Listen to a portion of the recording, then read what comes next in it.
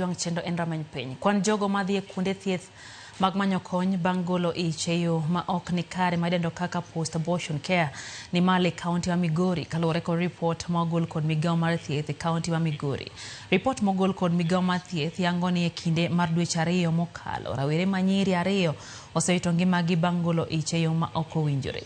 Apisa mochung'ne chenro mag nyode kaunti ma Migori Joseph Okidi wacho ni rawerego nogolo yegi kuonde ma ok ginyal yango kabene no chop kod osiptende ma odeko gino manokelo tho margi.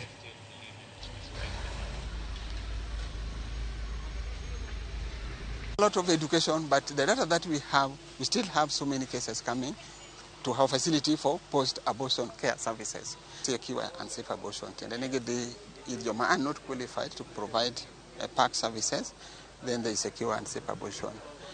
And most cases, when they go to those unsafe places, they don't show up in our facility.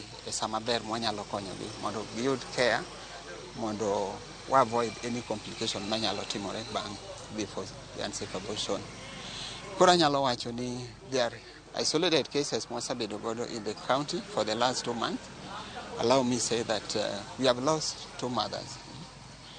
Manode for unsafe abortion to unknown facilities. And then they came up to our facilities very late. As long as we say as a county one facility readiness, the minimum bureau post-abortion complication one manage. So we really continue with the community sensitization. It's a very a matter maji mang'eny ok dwa kata no wachi. Ok gidwa kata ni wachi kata ka poni gimoro notimore marach inside the family number 1 and then now outside the community the new perception nyar ng'ane otimo abortion kata ng'ane no timo abortion ok kudwa wacho but ng'ato hinyore.